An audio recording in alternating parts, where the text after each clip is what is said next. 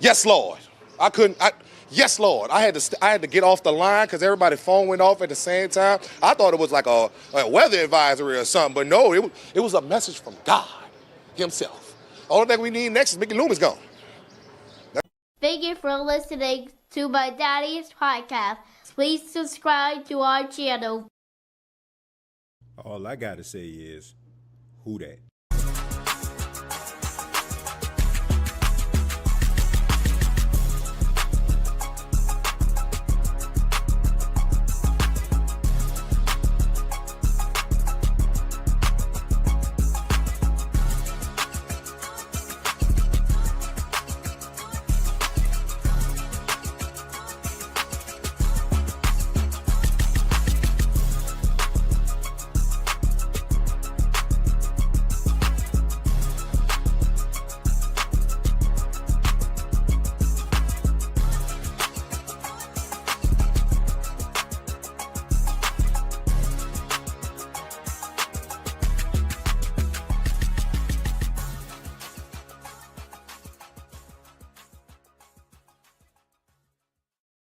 Hey, what's going on, Who Dat Nation?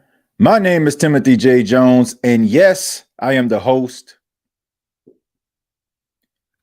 of the State of the Saints podcast. Thank you so much for checking out the State of the Saints podcast, where we talk New Orleans Saints. Really do appreciate your time. Hope everyone had a good weekend, and I do want to mention a happy belated Mother's Day to all the mothers out there, all the grandmothers, the biological, spiritual, emotional mothers out there. Hope you enjoyed your day as well. On this edition, we're going to be talking about the New Orleans Saints, of course, but now that we know that Derek Carr is no longer going to be the quarterback of the New Orleans Saints, Derek Carr announced his retirement on Saturday. That came as a shock to a lot of people. So now the New Orleans Saints have to turn the page. And as we know, the New Orleans Saints do have some quarterbacks inside of their locker room, but what will happen? Will they roll with these quarterbacks, or will they try to outsource, maybe acquire the services of a veteran? We'll get into that. Also, there's a couple Saints church announcements that we need to discuss here. Of course, we know about Saints mini camp coming up really, really soon. They're going to be opening that to the public. I want to say it was June 10th and 11th. And they're going to be opening up minicamp practice, which is exciting for a lot of Saints fans, that want to take a look at this team. To me, it was, something of a shock itself. Maybe the New Orleans Saints don't have to hide anything anymore, hiding how fans feel about Dennis Allen, how they may feel about Derek Carr. Maybe that's the reason why they decided to be so open to everybody, come one, come all. But regardless of what transpired for them to come up with this, I think that it is a great look. And I think that it helps the New Orleans Saints fans to get invested in his football team. I say this all the time. The only thing that Saints fans have is their love for this team. Your emotional attachment for this team is what keeps you around. And maybe by opening up your doors for minicamp, opening up the doors in training camp and seeing how this new regime is going to work, maybe it'll galvanize this fan base and give them levels of excitement. Now, I think that Saints fans are indeed excited for obvious reasons. And, you can say whatever you want, but a lot of Saints fans are happy that Derek Carr is gone. Now, you probably have some out there that are glass half full type Saints fans out there that no matter what the New Orleans Saints do, they just are so delusional to a point where they're willing to fight you and say that you're crazy for feeling the way that you do. All the while you realize they're crazy for feeling the way that they do. That's another story for another day. I spent most of the weekend, and I don't know why I did this, because normally, I try to shy away from it. Thought that I'd be more interactive on social media.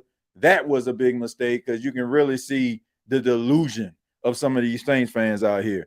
But all in all, I like the fact that they're opening up their doors for Saints fans to be able to come see the team. Also, the Saints signed a veteran wide receiver, Donovan Peoples-Jones. Donovan Peoples-Jones took part in the rookie mini camp. He's a guy to me. I've been lobbying for the Saints to sign since August of last year. I've always been high on Donovan Peoples-Jones. I always felt like he had the talent and abilities to be able to contribute to a team. He kind of reminds me of a wide receiver version of Latavius Murray. Like, he's a guy that, you can depend on. He can make plays, but nobody really looks at him as a star receiver. But if you put him in a position, he'll take advantage of it and he'll win it. And I think that he could be that guy that the Saints are looking for. If you are looking at Shaheed and Olave as your number one, number two receiver, and throw some Brandon Cooks in there as well, but you still need that surefire big body receiver or possession receiver. Donovan Peoples-Jones is that. Now, he's not 6'4", 6'5", like he Megatron or something, but he's like 6'2", 6'3", maybe 210 pounds. He's a big physical guy, not afraid to go out there, absorb some contact. I've seen on several occasions the teams that he played on sent them on debt missions, as I like to call them, where, he's going across the middle, he's taking that big hit, but he's coming up with the football. So I think that it's going to be a really huge signing. I'll be shocked if the New Orleans Saints don't have him as a part of their rotation. No disrespect to Bub Means at all, but this is a guy who has over 100 catches in his career, over 1,800 yards, 8 touchdowns. And, you can also have him on the kick return game. He has experience at returning kicks as well. So if you want to use Rashid Shaheed more, want to maybe reserve him without really having him doing special teams work, more so having him as a number two wide receiver, and you don't want to risk him getting hurt on special teams, you can use a guy like Peoples-Jones. So I think this was a good addition for the New Orleans Saints. I like this guy a lot. So those are the two headlines as of today. If you're watching this live on a Monday, those were the headlines that kind of stood out. I am going to open up the phone lines, of course, to talk to you all, hear what you all have to say about some Saints topics. Life after Derek Carr, the Saints finally decided to hit the reset button. Speaking of which, I wrote an article today on thestateofthesaints.com, basically talking about how the New Orleans Saints have kind of mismanaged the transition of the Sean Payton, Drew Brees era. I encourage everybody to check it out. I posted a clip on social media just to try to, get my point across. Y'all know how you do it. You try to promote the channel, you put a clip out there, and got a lot of feedback, both positive and negatively, about my stance about how the New Orleans Saints have been working and how they haven't had a succession plan. And I felt like it's amazing how nobody is really talking about it. And you got Saints fans that try to justify, the New Orleans Saints, and they talk about how the Saints had a succession plan. And I encourage those same fans, like, if you're watching this on any platform, when I open up the phone lines, please come through. I would like to hear what you all have to say, to try to justify this. Now, I know some Saints fans will probably say to themselves, well, the Saints did have a succession plan. They tried to get Teddy Bridgewater. They had him as a succession plan. They had Jameis Winston as a succession plan. And, all of those things they indeed happen. But if you're looking at it from a realistic standpoint, those weren't true succession plans. Like, we can want and hope and pray that a quarterback can be everything that we want them to be all day and night, but there's a reason why these guys end up being in a position that they're in. And I don't think that a lot of Saints fans are looking at it that way. And I just feel bad for them, man. I feel bad for a lot of these Saints fans out here that live in this land of delusion that feels like their allegiance has to be attached to agreeing with everything the New Orleans Saints do. I feel like I'm the biggest Saints fan around, but I'm not going to be delusional about the state of this team. And, I am going to say this, because when you write things on social media or you're looking at things for, in clips, and you're not really watching a podcast, sometimes you can get a misconception of or a perception of what I, actually talk about. All right. So I want to go ahead and clear this up for anybody that just feels like I'm just hot shotting it. The reason I'm saying that the Saints didn't have a succession plan is because they didn't. The reason I feel like the Saints are reactive instead of proactive is because they are. Allow me to elaborate. Now, people would say that, once again, the Saints signed Teddy Bridgewater back in 2018, right? They will say that was the Saints' reply to the succession plan. Now, the Super Bowl has been played 59 times, ladies and gentlemen. 59 Super Bowls have passed throughout time. Out of those 59 Super Bowls, only 10 quarterbacks have won the Super Bowl who started with one team and played for another and rather led them or helped them win a Super Bowl. I'm going to say that again. Only 10 quarterbacks who did not start their career with one team, who went to another team via free agency or whatever, end up leading or helping a team win the Super Bowl. People will look at Drew Brees and they'll say things like, you know what, man, Drew Brees did it. Drew Brees is an outlier. Drew Brees is one of the biggest outliers in history. There is go throughout history and see if there's ever been a quarterback who has been signed by a team and has given them that type of longevity of elite quarterback play. I guarantee you're not going to find that, because teams have a tendency of feeling as if they hold on to a player, that player is going to lead them somewhere. So you'll probably get some stability from Teddy Bridgewater, and you'll probably get some stability or some good quarterback, a decent quarterback play from Jameis Winston. But to say that those guys are going to put the Saints in a position to win constantly, go to the playoffs, deep runs, Super Bowl wins, I don't believe that. I don't believe it. So that wasn't a succession plan. A succession plan is for you to be preparing for the future, for you to have a mapped out plan. What the Saints were doing, they didn't want to go out here to commit to a young quarterback. What you see from Kansas City in 2017 drafted Patrick Mahomes. Alex Smith was their quarterback. Alex Smith wasn't a terrible quarterback.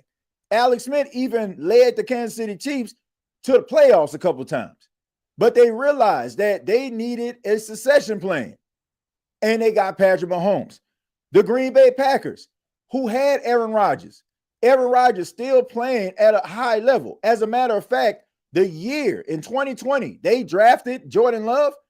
Aaron Rodgers won the MVP, but they had Jordan Love sitting on the bench. Carson Wentz signed a big-time deal with the Philadelphia Eagles, and yet still they drafted Jalen Hurts in the second round. I say all that to say this. That is what a true succession plan looks like. Not you hoping that, this guy might work out, because that's what the Saints have done. So that's not a true succession plan to me. That is like, okay, if that's basically what you did with Derek Carr, but as a backup role. You know that Teddy Bridgewater give you some level of stability for a short period of time. And so is Jameis Winston. That's the way they was thinking. So that's, to me, is not a real succession plan. A real succession plan is what I just used as examples from Kansas City, Green Bay, and Philadelphia. Those are true succession plans. And it bothers me when people try to justify this. Like, there's been a lot of bad decisions that have happened. Now, I will give the Saints credit.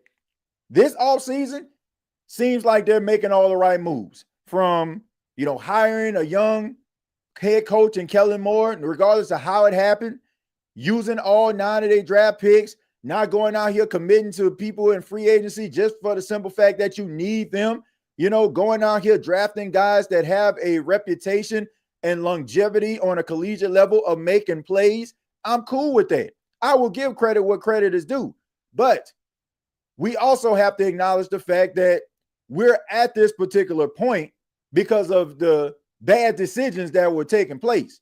So I'm just hoping that the succession plan, and whether it's for Cam Jordan, whether for Demario Davis, whether for any other position that has had longevity and stability there, they have somebody maybe possibly in place that they're looking at to bring up to replace that veteran. That's just the way that things go. That's how you consistently win in the National Football League. And hopefully the New Orleans Saints follow suit. But let me go ahead and read some of your comments, man. I wanted to make sure I clear that up because, like I said, when people are looking at little 1-minute clips and they only just basically just pay attention to that and they draw their conclusions based on that, you got to kind of, elaborate and expound on how you feel about a situation. So just wanted to make sure that I clear that up. Josh, thank you very much for $2. Says Rodgers wants nothing to do with Nola. Calm down, people. Well, look, I don't think anybody wants Aaron Rodgers. I think that Saints fans are okay with rolling with Tyler Shough or Spencer Rattler. I would say Jake Haener, but let's be serious about this, folks. All I'm saying is they'll be okay with that because, at least that the Saints are embracing the future. And, if you was to get Aaron Rodgers, yeah, you'll probably win more games than you lose. But I don't know. I think that if you're looking at Aaron Rodgers, to me, something clearly is going on in your quarterback room. Like, you don't trust those guys, like, at this point. Like, that's the only reason I can see the New Orleans Saints going out here, like, trying to go after somebody like Aaron Rodgers.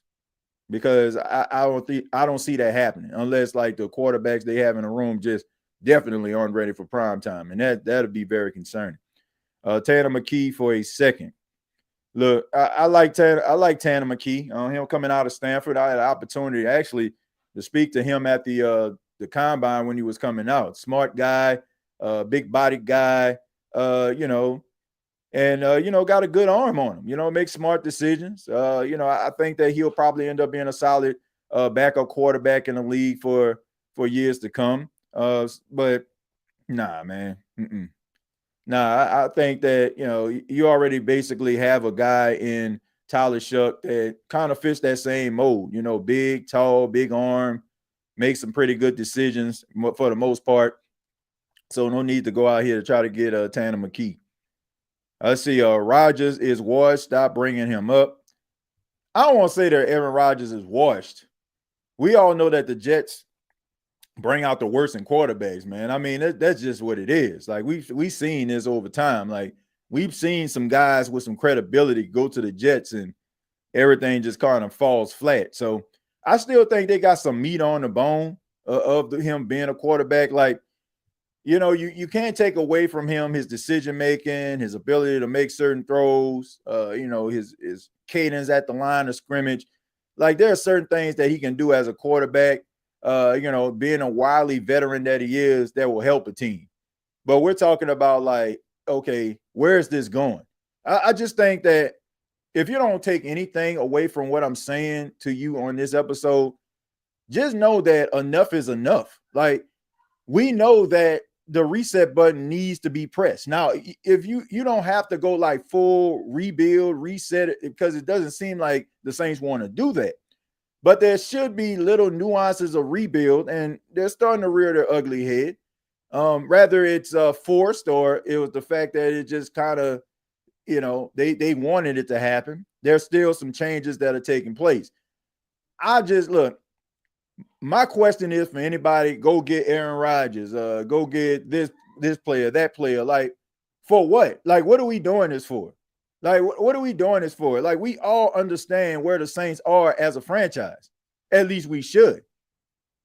Like, so there's not this one great person that just out there right here that can just change the misfortunes of your team.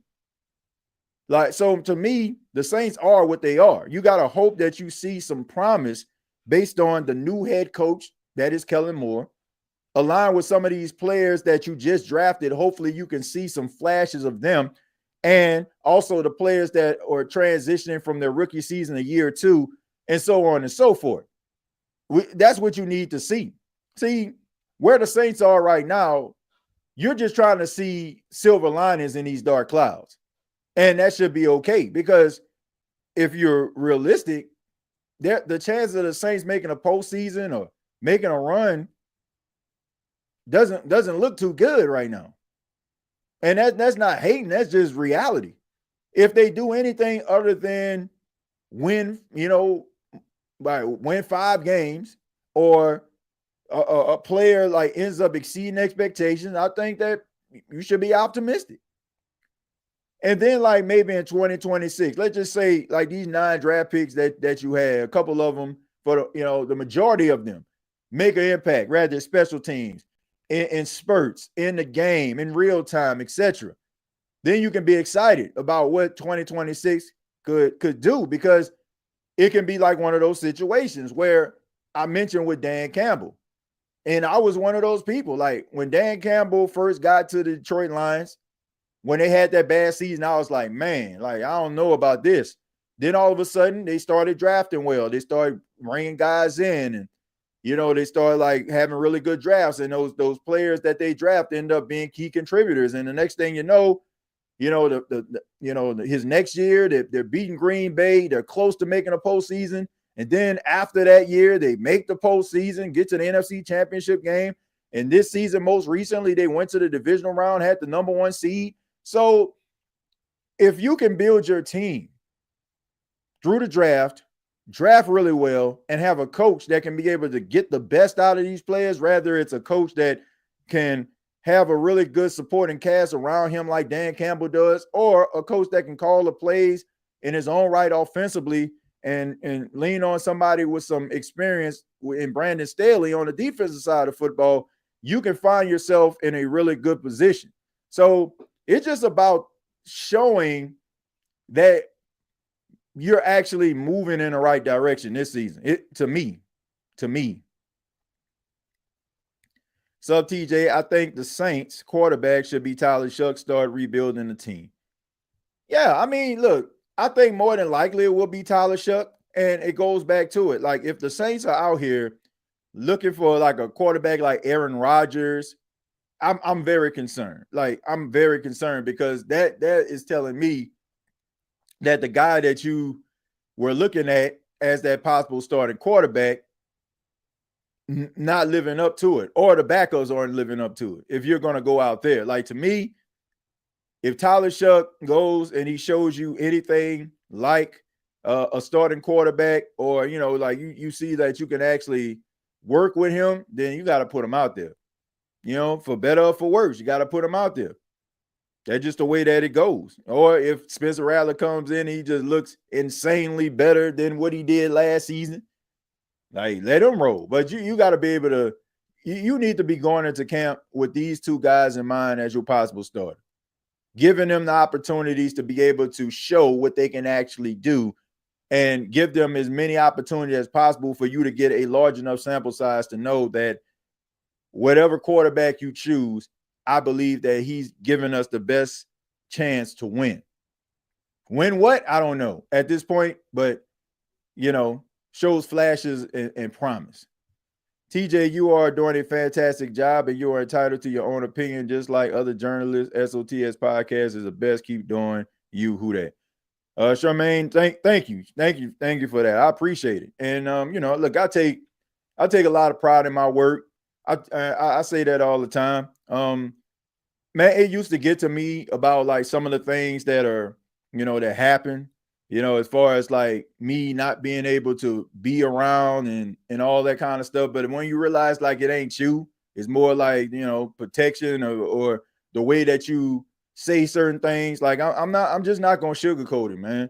Like, I'm a man of the people. Like, I can do what I do from a distance. And shouts out to all the other organizations, the NFL, Bleacher Report, that give me an opportunity to be my unapologetic self and still be able to cover and do the things that I need to do for you. You know, like that's what it's all about to me. You know, giving a service to the Who Dat Nation, the people that, you know, I can identify with. Like, I'm from New Orleans, born and raised, grew up a Saints fan. So that's what I have in mind. So I said, it doesn't bother me, man. You know, I put in the work. I dedicate myself to what I'm doing, and I love what I do. And as long as the people that support me love what I do, that's all that matters. I mean that from the bottom of my heart. Says the rookie, the best quarterback on your roster, he's going to start. Well, look, if he's the best, then that's great. That's great. And he should. And like I said, if the competition is neck and neck between Spencer and Tyler Shough is going to start. Even if Spencer is like a little, like a micrometer better, they still gonna go with Tyler Shough. So I think it's Tyler Shough's job to lose. It's time to move on from the has-beens and never will be's. The rebuild is here. Roll with it. Yeah, no matter how the Saints have come to this point, like I said, rather it was of their own doing, which I don't believe, or is just the fact that it was kind of forced on them, which I do believe. It's happening. It's happening. And I'm okay with it. You know, and you know, man, I don't have any personal problems with Mickey Loomis or the Saints front office. I just want them to do better because the fans deserve better. That's it. But like I said, the decisions that I've seen so far, I ain't got a problem with. We all felt like they needed to get another quarterback or draft a quarterback, and they did that. We felt like they needed to use majority, if not all of their draft picks. They used all of their draft picks. Not going out here overexerting themselves when it comes to free agency and the salary cap. They've done that. So seems like, you know, things are trending in the right direction. For how long or what's it going to serve, we'll see. But at the same time, you know, I can respect the effort. TJ, we had enough problems with Carr. Don't want any more problems if Aaron Rodgers gets signed here. I don't want it.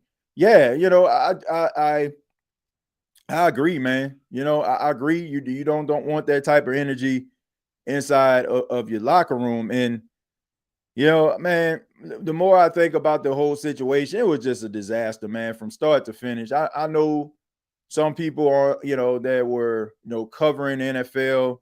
You know, they were talking about like some people's thoughts and feelings about Derek Carr and, you know, and how some people were like kind of embellishing his career and all that. But, man, I said it. Derek Carr is a good, serviceable quarterback, was a good, serviceable quarterback. You can win with him, not just solely because of him. And, you know, and when I think about it, and the more that I see how things were going behind the scenes, especially when I heard Kellen Moore's press conference, it just tells me that the New Orleans Saints did not know, or gives me a feeling that the Saints did not know that he was going to come to this point. Like, and this is the reason why I feel this way. There was a question that was asked to Kellen Moore during the last press conference he had a couple days ago. And the question was, like, have you talked to Derek Carr at any time in person at all? Now, think about this. Kellen Moore was signed and became the Saints head coach, February 11th, 2025. Throughout that entire time, you mean to tell me Derek Carr never met this man face to face, never really talked to him at all? So to me, like that was the writing on the wall right there. That's something that I don't feel like people talking about. If you felt like you were going to be committed to this football team, why in God's name wouldn't you reach out to the head coach? Why wouldn't you be around when the head coach is announced? Why wouldn't you be at his press conference? Why is it that y'all never seen each other face to face? There are certain things like you can pretend like they don't exist, but come on, man. If you put everything together, you can clearly see that this dude checked out. And some people, they want to give him the grace because they say he could have easily fleeced the Saints, and he gave the Saints their $30 million back. And now, people want to look at him a certain way. But I want to play a clip for y'all, man. I want to play a clip for y'all. And I feel like, what this brother is saying right here on it pretty much can kind of help you understand why or how he could possibly give back $30 million. Three things jump out to me here. Number one, NFL players do not voluntarily give up $30 million.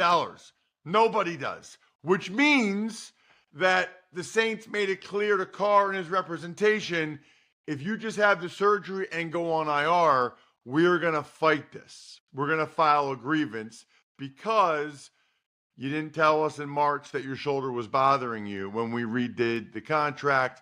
You weren't working out here when you felt the discomfort. So that's number one. Number two, because of that, I'm not 100% convinced that Derek Carr never plays football again. This might be a financial short-term marriage. We'll see what ends up happening. I'm not saying he will. I'm just not 100% convinced that he won't. Lastly, if there was ever a year for the Saints to hit the reset button on their salary cap and get things back in order, this would now be that year. So that's Ross Tucker, man. Make sure that y'all follow him on social media. But if you listen to what he said, think about this, right? The big question that all of us had was, if the Saints knew that Derek Carr had an injury of this magnitude, why would they restructure his deal, right? If it was an injury that was season ending, why would they restructure his deal?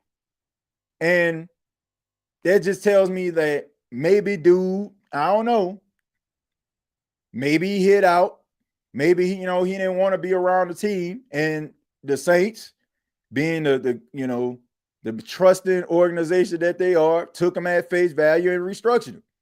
And not even at face value. There was something in his contract that they could restructure unbeknownst to him, right? They don't have to get in touch with you and say, okay, Derek, we're going to restructure your deal. The Saints just end up doing it. And maybe Derek didn't like that because maybe he wanted to get traded. Maybe he wanted to get released. So, and the fact that, maybe he didn't come around, the Saints did what they needed to do. They didn't realize that, Derek oh man, I just realized that my shoulder hurt because this restructure is happening and all that kind of stuff. And maybe it's just one of those situations where he gave back that $30 million because we've seen throughout time, man, historically, we have seen throughout times when guys are contractually obligated to teams and how these teams don't want to let these guys go, whether it's contract issues, like bad blood, etc. Like Carson Palmer. If you remember Carson Palmer, he wanted to leave Cincinnati, right? He wanted to leave Cincinnati. Cincinnati didn't want to let him go, right? He basically had to retire in order for them to let him go. And he ended up going to the Arizona Cardinals and played throughout the rest of his career there. Think about people that weren't so lucky, like Barry Sanders and Megatron, who wanted to leave their situations, but of course the organizations didn't give them the right to be able to get traded or try to release them. So maybe there's one of those situations where he knows, okay, man, I can sit down for a year, get the Saints back their money, $30 million, and maybe if I want to come back to play football when my shoulder healed, I just sit out this entire year. By the time I come back, maybe the Saints will be more willing to relinquish me, relinquish my contract and allow me to be a free agent. I don't know. I don't know the particulars, but I would assume that the New Orleans Saints still have his rights, even though he's retired. I would think that. Unless there's something different, I think that the Saints are still have his rights. So maybe that's one of those situations where, man, you gotta play ball. Or like you said, the Saints could file a grievance because he ended up cashing in on this, and he didn't see those doctors and didn't talk to the Saints doctors and stuff like that, and kind of just hid out and didn't come to the facility. So maybe that could be the case. So, that's something that I found that was real interesting, man. That's something I found that was interesting. All right, so let's see. Brother TJ and family. What's going on, man? How you doing? Says making a difference. The retirement was announced the day after the last season ticket payment was due. They knew he was retiring. Yeah, he didn't want to be quarterback too, knowing he was going to have to sit out. Ego. Man, all I know is I've seen this movie before. I've seen Derek Carr's displeasure, and how things ended with the Raiders. He didn't even want to sit on a bench or, try to be there for the starting quarterback to help them prepare, when Josh McDaniels decided that they wanted to go in a different direction. That's what amazes me. Like, it's not like we didn't see this before. Like, he went home. He went home when Josh McDaniels said that they were going in a different direction at quarterback. He didn't sit on a bench. So when the Saints decided that they, going to get a new head coach, and more likely Kellen Moore will want his own quarterback, I mean, I'll let you fill in the blanks there. But I'm gonna go ahead and I'm gonna open up the phone lines. I'll take a few calls on this episode here, the State of the Saints podcast. Really do appreciate y'all for being here. We're just talking about Saints and what the team is going to do now that we know that Derek Carr is no longer going to be the quarterback. Let's see. Carson Palmer was Raiders quarterback that time. Yeah, I mean, I knew it was like okay. I knew he went somewhere, Thank you, Dalton. I knew it was like, I know the whole disconnect actually came from Cincinnati, which, Cincinnati, Detroit, like those organizations have a tendency of like not wanting to negotiate and allowing guys to be able to move on. Like, I don't think that's how business needs to be ran, but y'all know how it go. I mean, we're going to go to Jordan. Jordan, how you doing? What's up, TJ? Man, nothing much, Jordan. Thank you for being here, man. Appreciate it. What you got for us? Well, I just wanted to answer your question, who I think will be the starter. Uh-huh. So right now, to me, it's feeling like Tyler will be the starter.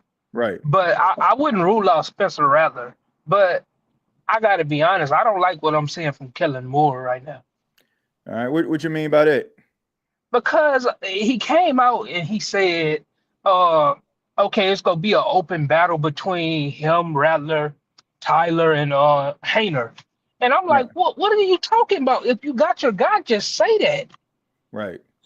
Well, let me say this, Jordan. I feel like maybe he don't want to do that because, like you do want this thing to play out. Like you can't just come out and just say, okay, man, this guy's going to be the starting quarterback. That team just don't do that. Like they just don't do it. Like they normally allow like the training camp and the preseason to kind of, take place in order for them to like decide, what quarterback they want to roll with, because you don't want to just say Tyler Shough is your starter. And then the next thing let's just say Jake Haener has gotten so much better or Spencer Rattler has got so much better.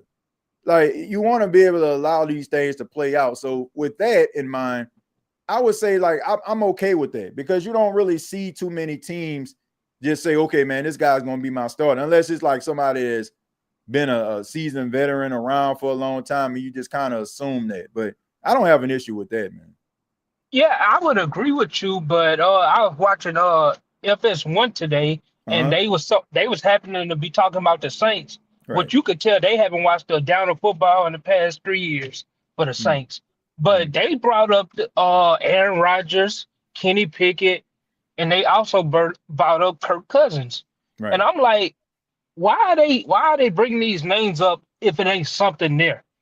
If they not hearing whispers of the Saints looking for another quarterback? Because now you making me feel like when you drafted Tyler, that was just the throw rocks at Derek Carr, Yeah. and he pulled the rug from under you. Well, I don't think that. Like, I honestly feel, Jordan, that they drafted Tyler Shough because they felt like he was the guy that, as they were going through the process, they felt like he was the guy that kind of matches what Kellen Moore wants to do and kind of coincides with the offense of the Saints, and what he wants to bring to it. I want to make this clear, man. Television, sport, especially when it comes to sports, is entertainment, man. They come up with all these different type of scenarios to kind of just, throw things against the wall, hoping that they stick. I mean, the whole Kirk Cousins thing isn't something that I just heard or anybody probably just heard, or even Aaron Rodgers. Like, people been talking about that for about a month or so. So anytime a team has uncertainty at the quarterback position, notice that you're normally always going to hear all these different quarterbacks that, maybe, need a job or, make compelling, make compelling television. But I wouldn't put any stock into this. It goes back to what I said at the beginning of this episode, Jordan. This comes down to if both Spencer Rattler and Tyler Shough just look so bad that neither one of them need to be a starting quarterback. And that's if we talking about Aaron Rodgers or Kirk Cousins, then I'm concerned, because now you got to be concerned about the future, because the Saints are going into camp. They may not say it, but they're going into camp with these two individuals in mind, Rattler and Shough, and one of these guys are going to be the starting quarterback. Right. And I looked at the schedule that the Saints possibly go have this year, and they saying that we have the third weakest schedule. So it's a path for us to actually win our division. But we have to trust that Kellen Moore know what he's doing at the end of the day. Right. But to all the people that think we just go sit here and go 3-12, 3-13 or whatever, I don't think that's the case. I think we headed right where we were last year. Somebody go win a division probably with 9 or 10 wins. That's just what it is. Yeah, I don't think that the Saints are going to be as bad as people think. I think that they had just had a lot of bad luck last season, bad coach, bad attrition. Just a lot of things just did not go their way. And the issue is, like, people aren't looking at the scenarios. They're looking at the record. So they like, okay, you was bad last year, you're going to be bad this year because there's nothing that really stood out in your off season so far that makes us feel like you won't be bad. But, like I said, the Saints were not very good last season, but they weren't like so terrible. Like, if they didn't have like so many injuries, I don't know if they would have made the postseason, but they would have been much better than what they were towards the end of the season. So I don't think people are taking that into account. And also, I'm always kind of skittish, Jordan, when they talk about what the strength of schedule is, because we know, like, teams always get better every single season. And there are, just like the Saints, scenarios that cause that team to not be successful. So you can't, we got to be very, very careful that we don't fall into that trap, because we spend so much time like looking at our team and our misfortunes and what happened and what caused the issues with the Saints. Those other teams probably was dealing with some situations similar, and they feel like if they can get back at full strength, they can be competitive. And of course, like I said, you have different coaches that come in, different philosophies, the way that they change things up schematically, that might be beneficial to helping a team. So, man, I don't think the Saints are going to be as bad. I don't. I agree with you. Yeah, and my last question for you, and I'll let you go. When you look at the all of the draft picks we had this year, right? Mm-hmm. Who do you look at and say this guy right here gonna be a standout right away, or have the chance of starting day one outside of Kevin Banks Jr.? Well, I mean, Tyler Shough, who you just mentioned him, Calvin Banks. I think that Riley, the cornerback out of Louisville, that they drafted, I think he has a chance, to get some starting some starting time. Stutzman, I feel like he can actually get some playing time as well. I mean, there's a couple guys that they drafted I can see, as their role guy. Now, how much of a dog they are, that remains to be seen, right?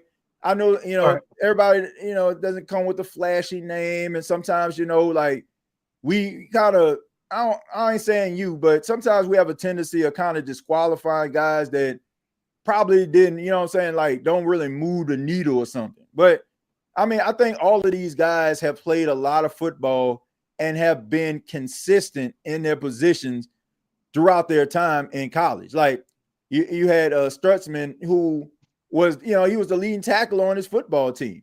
Calvin Banks, in some cases, according to some scouts, he was the number one offensive lineman on the board.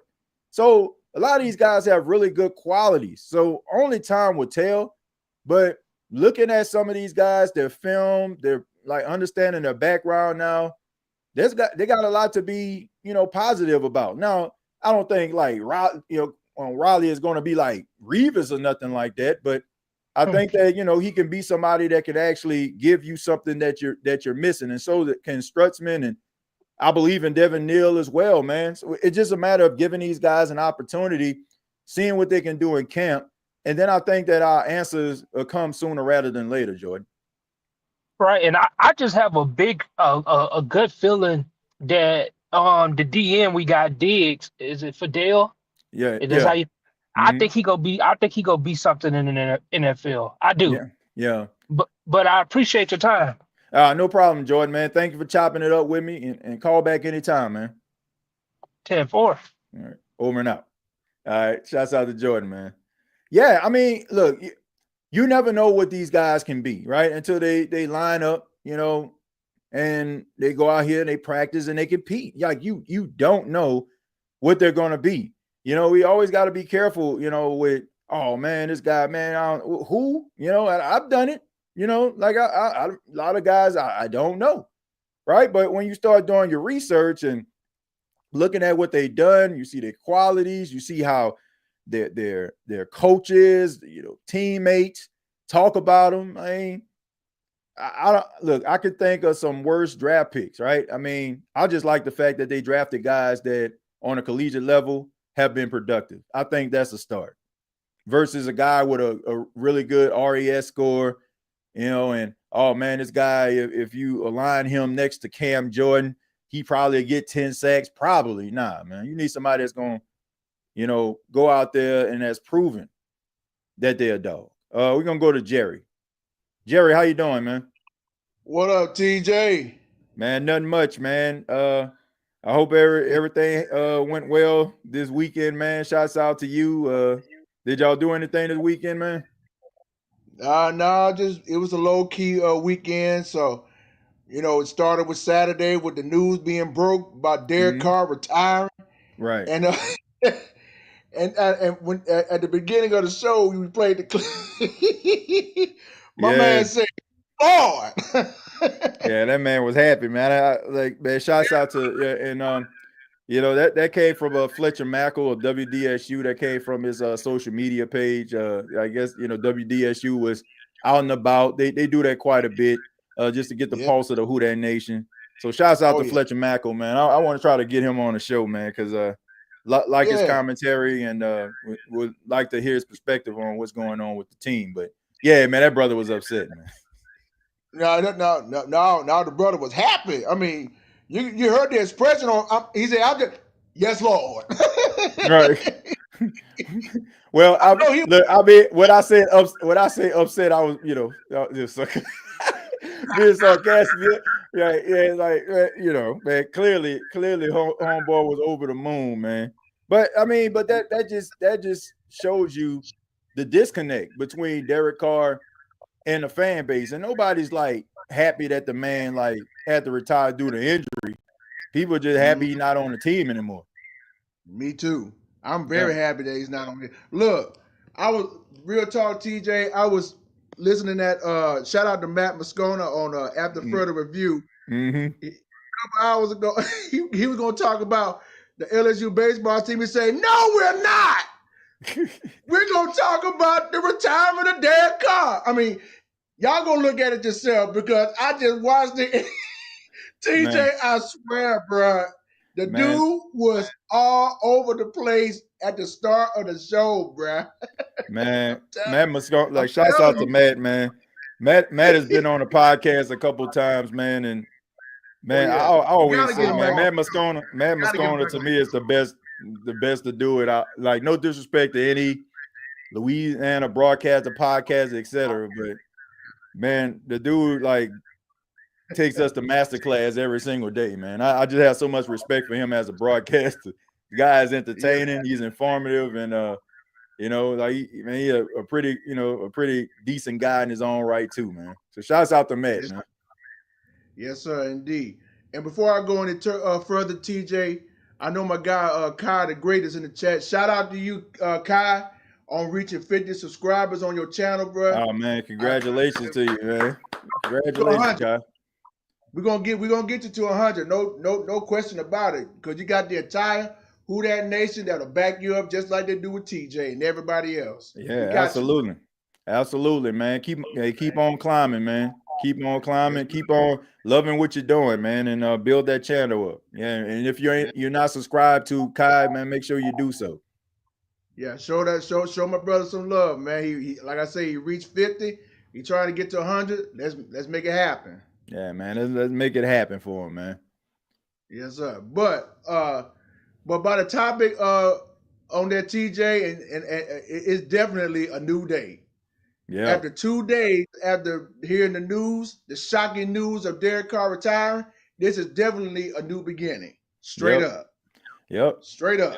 I like it, man. I like it. Like I know some people are afraid of the unknown, and I think that's where a lot of these takes come from. Like I hear some people, you know, talking and you know, they taking shots at the Who That Nation and stuff like that for making it seem like Derek Carr was like the greatest thing since sliced toast bread, which, you know, I take exception to. Like, you got to be real about this situation, man. It was a disconnect between quarterback and city, and he wasn't going to get you what you needed to get. So people, like, I think the biggest thing that bothers some of these individuals is, oh, what we going to do now? He was the best quarterback in the room. Mm-hmm. Doing what? Like, I mean, doing what? Like that's what I'm saying. Like you won 5 games. What are you gonna give you 7? I mean, 2 more wins, maybe? Yeah, I don't understand it, man. Like, I feel like it's all about consistency. It's all about consistency, Jerry. That's it. Like, if you're not doing something consistent, what are we doing it for then? Right? You know what I'm saying? Like, man, I'm not just trying to be great on Monday, which is today. I'm trying to be great all week, all month, all year. Yeah. And if we're not doing that, then what are we doing it for? Like, come on, man. I've never been one of those people that just happy to be in the building, just happy that I'm a part of something.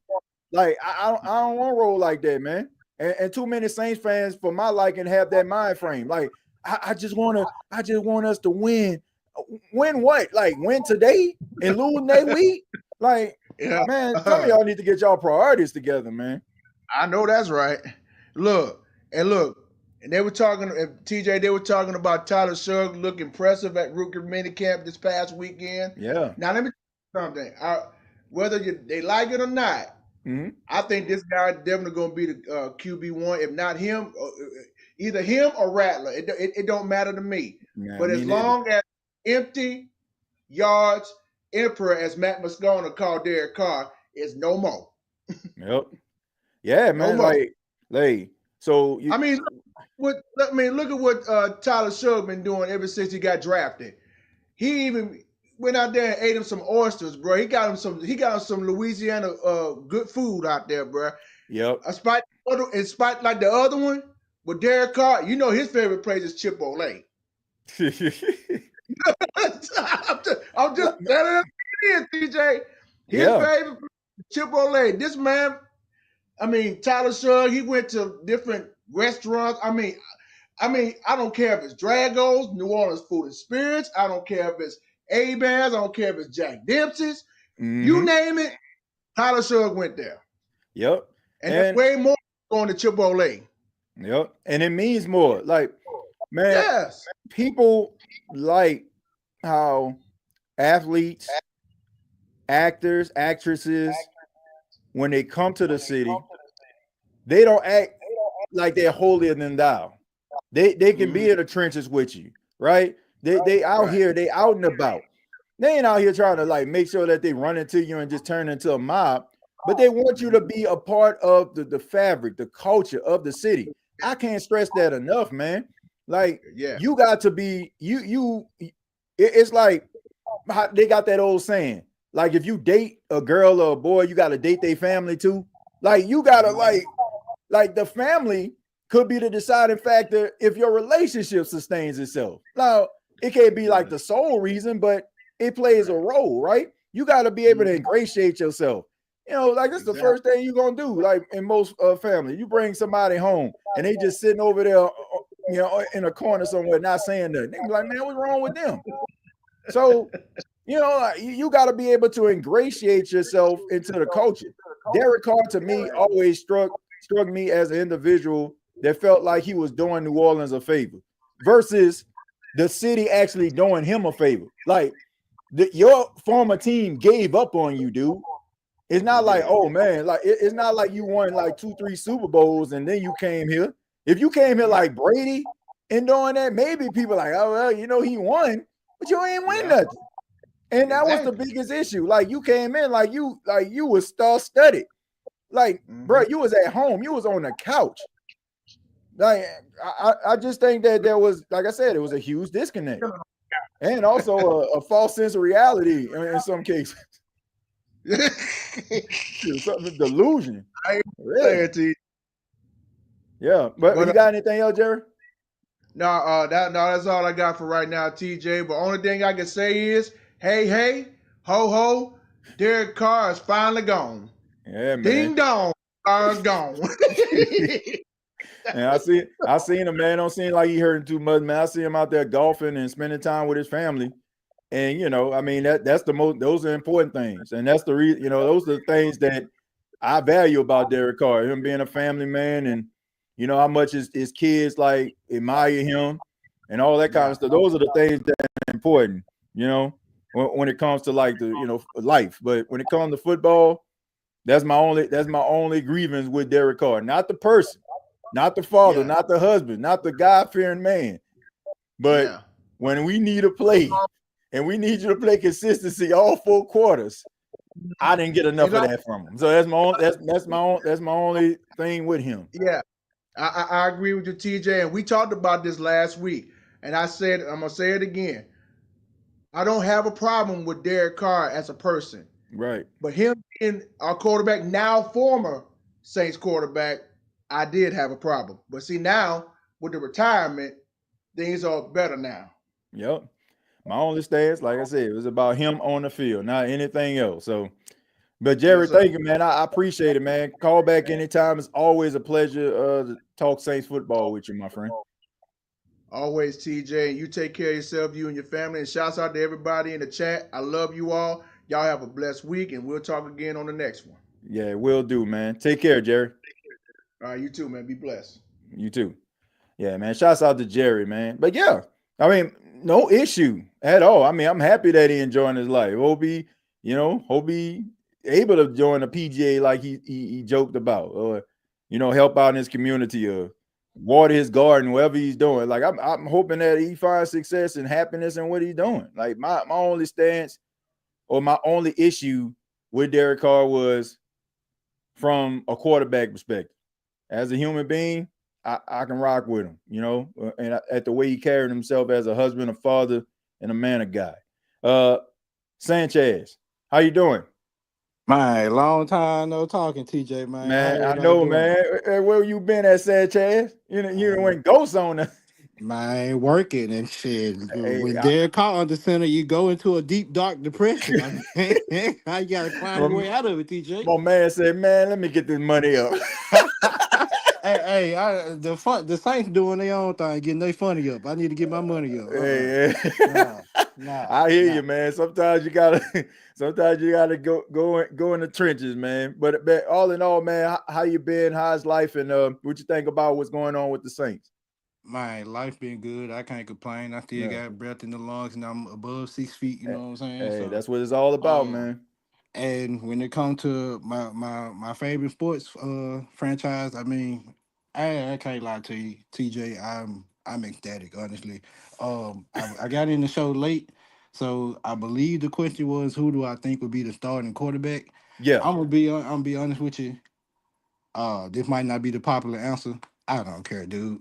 I don't care because I had a coworker who's also a Saints fan, and they came up to me today, and I was ecstatic with glee that Derek Carter retired, and they looked at me with a stale face and was like, "But we in the same situation."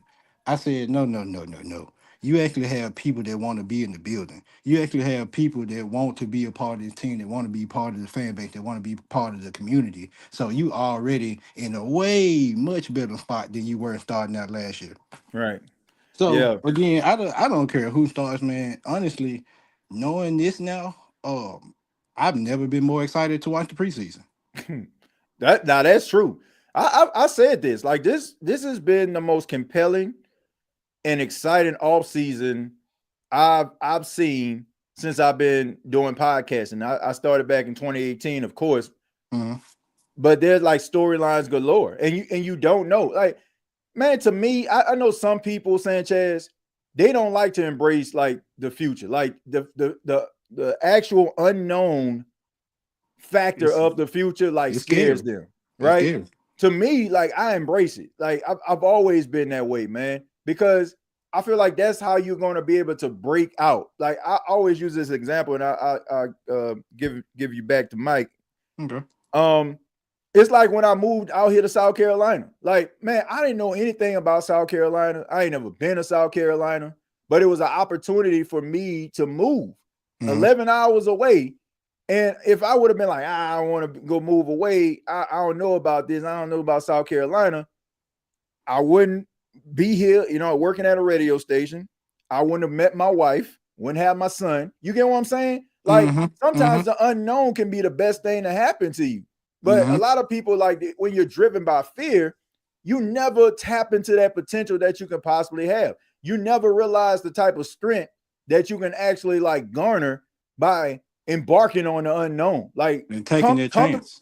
comfortable environment sometimes like keeps us stale, and that is why I keep crying, as people say, about the New Orleans Saints and them trying to maintain the same old status quo, because the Mhm. status quo at times it might work, but when you see the world changing around you, the status quo You ain't got to cutting it change no with more, it. Sanchez. Yeah, You got to man. change with it. Yeah. So that's all Changing I'm with the saying. times. Right. I feel you, and man, that's a great point. And just going back into my interest into the preseason, we have 9 draft picks. We Right. had 9 draft picks, and Yeah. all are quality guys that Yep. could potentially come in and make some noise. If this don't have you excited about the future of this team, just excited just to look at the preseason, just to see Stutzman, just to see Riley, just to see Kevin Banks, just to see Neil in the backfield potentially backing up AK for the future. You know what I'm saying? Like, Right. if you Yeah. telling me out of 9 picks, the only one that we have major concern about, if we really want to call it concern, is a second round quarterback at pick number 40, I believe. Yep. I'm not. I'm, and honestly, like he shows that he wants to be here. Like I ain't too mad about it, man. I'm happy for the future. Like, hey, I ain't gonna lie, I was flip flopping about whether I wanted to go to the Tennessee Titans game because it's literally gonna be up the street from me. Right. But with my excitement, man, I'm ready to see the schedule come out, and I just hope that it won't be too hot outside when we play Tennessee. So all in all, and my last point, now to go back to the original question, Mhm. me personally, I feel like I would like to see Rattler get another chance. Mhm. This time with with a more competent offensive line and some better weapons to work with. Right. And better coaching, honestly. Yeah. Um, but if you're telling me Kellen Moore, I've been listening to him. If he telling me, hey, we went through the full draft process, we seen him at the Senior Bowl, we really like this guy, we had the pre-draft meetings, we talked to him afterwards, like this. If this is y'all guy, it's like a relationship, TJ. I have no reason not to trust you until you give me a reason not to. Yeah. So if And you got to Kellen Moore give people a chance. Yep. you got to give people a chance. So if Kellen Moore, if Tyler Shough is his guy, hey man, I'm rolling with it. As long as whoever under center does not have 4 letters, 1 word in their last name, and they rhyme God, with look. I 4 don't care letters, who is back 1 there. word. Carr, Carr. nigga. Yes, sir. Yes, sir, man. Hey, That's man, all look. I got for you, man. This Hey, look, I appreciate it, Sanchez, man. Look, don't be a stranger, man. Like, keep on grinding out there, man. But make sure you stop by, man. Make a pit stop over the State of the Saints podcast from time to time, man. Appreciate chopping it up with you. Come on, man. Be blessed. You know I know where home is, brother. Yeah, man. Appreciate that, man. Take Appreciate it easy. you. Yes, sir. Yeah, shouts out to Sanchez, man. And my boy Sanchez, man, it's been a hot minute. But yeah, man, look, man, yeah. I don't care, man. I also feel like, yeah, you got to give Kellen Moore a chance, man. I know right now we sizing him up for every decision that he made. Oh, man, he ain't say this. Oh, it seemed like he protecting that. Dude finding his groove, man. He's a first-time coach, and, it's new to him, man. Like, I trust him as a football mind. We don't know what this guy actually has as a head coach, but we can't be, ready to just disclaim him and be like, oh man, it's gonna be a Jerry Jones type thing with Mike McCarthy or like a Jason Garrett. Look, man, get this man an opportunity to try to figure this thing out, man. He's trying to get his sea legs, and let's see what he got. Like, and if it don't pan out, it just doesn't, man. But like I said, we cannot be afraid of what the future can hold, right? And we just can't go into this thing pessimistic. You got to be optimistic about this situation. All right. Let's go ahead. We're going to go to my favorite trucker. I think that's who it is on here. The Justin out there. Justin, that's you, man? Yeah, that's my favorite trucker right here, man. What's going on, man? Hey, I can't hear you, Justin. I can't hear you, big dog. See if you adjust the mic. Nah, I still can't hear you, man.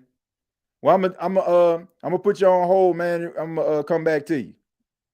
I couldn't hear him, man. Shouts out to Justin, though, man. Shouts out to him, man. Man, be on that road. We're gonna go to Mr. Rob. Rob, how you doing? How we doing? Can you hear me? I'm doing great, man. Yeah, I can hear you, man, loud and clear. What you got for us? From the trucker to the Uber driver. That's me. Hey, y'all both moving, you know what I'm saying, in the right direction. So. Man, when I heard that he retired, I would actually drive an Uber. Mm-hmm. And my pastor in the back was reading something. I guess he's reading his phone. He was like, "Oh, Derek Carr retired." I'm like, "What?" I wanted to pull over and just dance, right? God might think I'm crazy if I do that, right? So I'm like, "Oh my goodness!" I said, "Did he retire?" I had to go look it up myself, man. TJ, I had to go look it up myself. I was at church, so we was having a breakfast for all the mothers at the church, and man, my phone started going crazy. Shouts out to my nephew. My nephew called me. Well, he tried to call me. He texted me. My mom calling me. Brother calling me. I'm like, man, what is going on, man? And then all of a sudden, like, I see a text message saying that Derek Carr retired. I'm like, man, let me go back check this out. And by that time, like, everybody on the timeline was just talking about it, man. So definitely was a shock. But I'm not gonna lie, the reactions to his retirement by Saints fans, hilarious. I'm sorry, like, it's not hilarious like why he retired because of the injury, but it just shows that the pettiness of the Who Dat Nation, I mean, it has no limits. It has no limits. Oh man, amazing. Didn't like I think I called like a while back, and when he first got here, I predicted a record of 13-4 when we got Derek Carr. And I want to apologize to you, TJ. Oh man, look, hey, don't apologize, because I was like, man, let's just give dude a chance. I look at his stats. I was like some of these Carr fans, man, look at the stats. Look at what he beat. look, I apologize. Look, I'm not one of the people that gonna sit up here, throw the brick, and hide my hand. Right. Right. I Right. was wrong about the breakdown too. I was wrong, and I take full responsibility for that. All right, but Right. yeah, it wasn't it, bro. It wasn't it. And the time when he left there and threw the ball and he hollered at Christopher Olave, I was at the TV. I was looking at the TV. I was like, I want to jump through the TV. Who you hollering at? Don't holler at him. Man, that man took no accountability, man. And the way that the Saints organization kind of covered up and made, and just made him like, man, made it seem like, yeah, everything he was doing was justified, man. It was a bad look. And you can just tell, man. I'm pretty sure you'll probably get like the real deal probably after practice while everybody leaning up next to their car while they talking. You know, like when you leave work, you might be talking to your homeboy, y'all leaning on the car talking. Yeah, dog. Hey, man, you think he coming back? Man, I hope that never come back. You know what I'm saying? Like, know. Right. Shoot, so you ain't gonna get the real, like you always gonna get the politically correct thing because they don't want to start any issues. But man, I don't think anybody really like embraced him like that. I think they liked him to a certain extent, but not to a point where they were just like in love with him. I want to know how do we wind up with Devin Neal? That's a good question, man. I feel like I will say this. This has been one of the deepest running back drafts I've seen. And that's not a surprise because although we've seen Derrick Henry and Saquon Barkley kind of resurrect the running back position, and you know that the NFL is a reactionary league. Like when they see something working, okay, let me get me a running back, or let me get a safety to a wide receiver that's big bodied. Like, and this class was so deep at the running back position, he kind of fell to him. If this was last year, they wouldn't have got him. This draft was just so deep, like RJ Harvey, Quinshon Judkins, Omarion Hampton, Ashton. It was just a deep draft. Like he has a chance. This is why Saints fans need to be excited. He has a chance to be the next star running back of the Saints. Like he's that good to me. Oh, yeah. Like he's that good. Like, and the Saints are lucky to have him in the 6th round. That's amazing, man. That's amazing. Still. I also like that guy's sinker. The safety. Oh yeah. I had a chance to take a look at him. I cover Coastal Carolina too, and they played Virginia, and dude was all over the field. Like I think he's gonna be something similar to like a Ryan Harper, like Harper was. The safety. Yeah, Roman Harper. Yeah, because he's gonna be like an enforcer. Yeah, he's gonna be an enforcer. Yeah, he ain't afraid to tackle. He's not afraid to get his hands dirty, and that's what you need, man. You need somebody that's not going to be able to be afraid to tackle. Now, he probably going to end up being a little bit of a liability in coverage until he gets better. So I just tell Saints fans, y'all got to be patient with the brother, but everything starts to come together, he'll be okay. Roman Harper was a liability in coverage. Oh yeah, he was a liability. Yeah, my last thing is the quarterback, Tyler Shough. Mm-hmm. I heard him when he said, "I'm the best quarterback in this draft," and he did not even he not blink an eye. Right. So that means he gonna lay up there and pop out and show him. Yeah, I mean, I hope so. I mean, I look.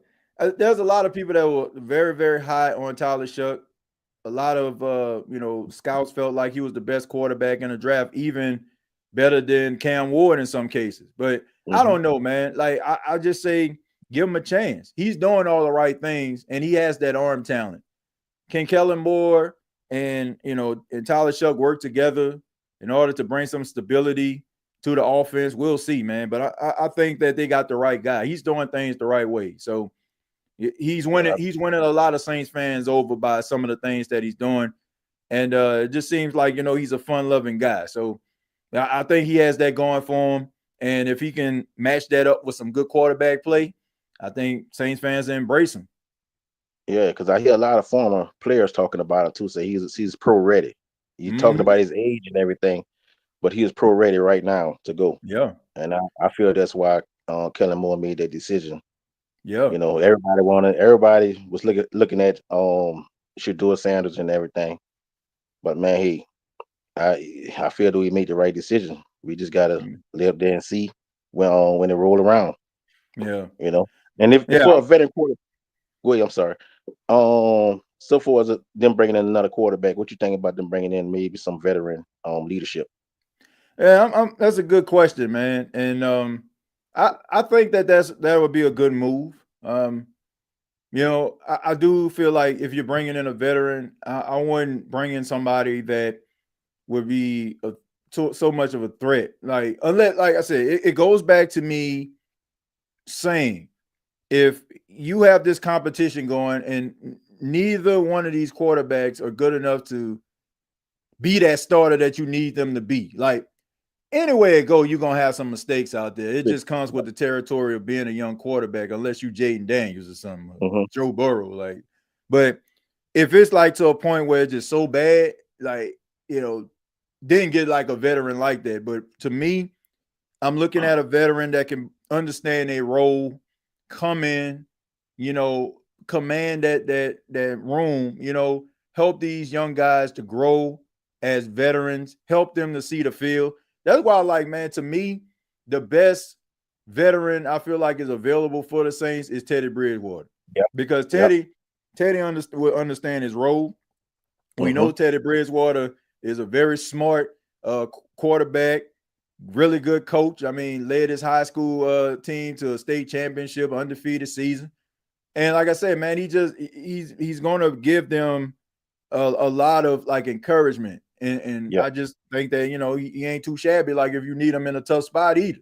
So yeah, it would be somebody like that. Like, anybody else, like, you couldn't bring in a Aaron Rodgers. You couldn't bring in a Kirk Cousins.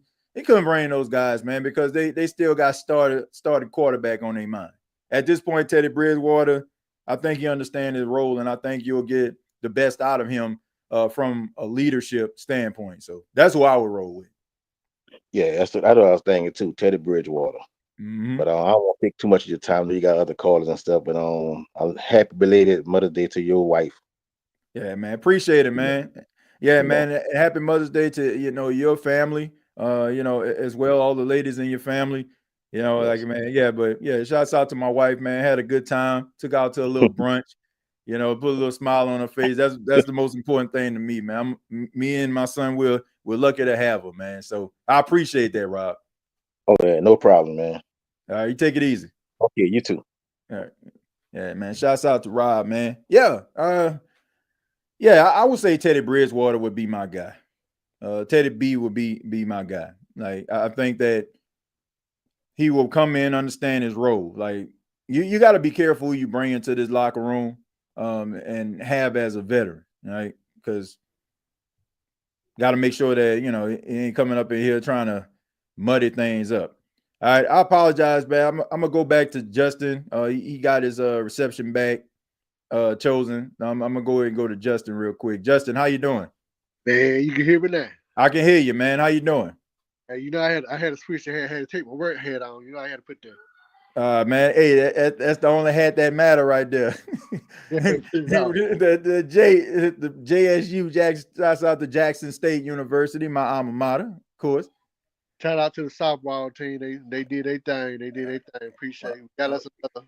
Oh man, that's what's up right there, man. Shouts out to the softball team out there doing big things. Man, what you got for us though, man? What you got for us come to Saints football? Man, I'm like everybody else. I've been quiet. I ain't been saying nothing. But I had been in the back. Yeah, I've been in the back. Yeah, I said, but my mom been sick, so. Oh man, I'm sorry to hear that, man. But it put a smile on her face. She called me. I'm at the barber shop. She said, "Well, I got me a good Mother's Day present." I said, "What's that?" She said, "That darn lemon done left the building." I said, "Shut the front door." That's why it's raining. Oh man, even got mama making phone calls talking about she happy. Oh my goodness, man. What? Oh man.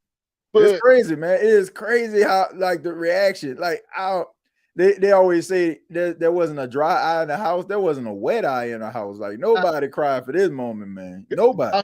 Got her sisters down there on Bourbon Street. Got them dancing.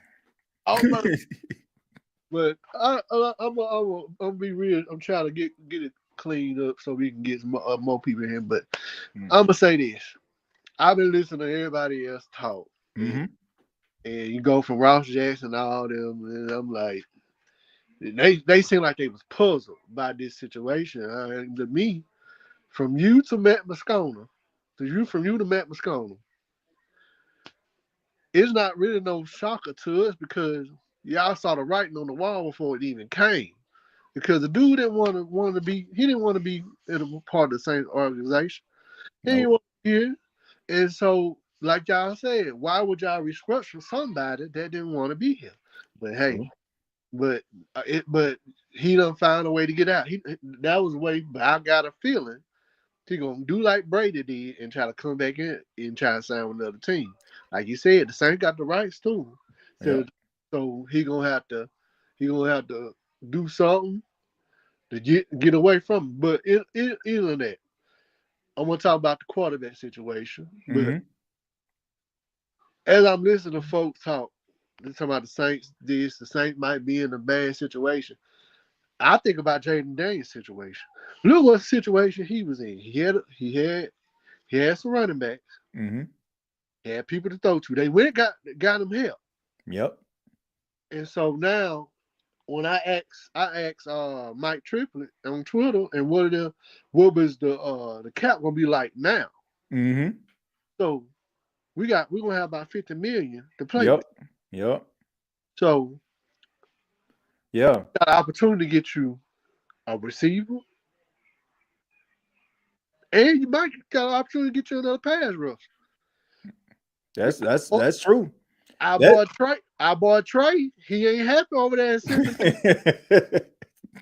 Our boy Trey ain't happy over there in Cincinnati. Nah, you're not.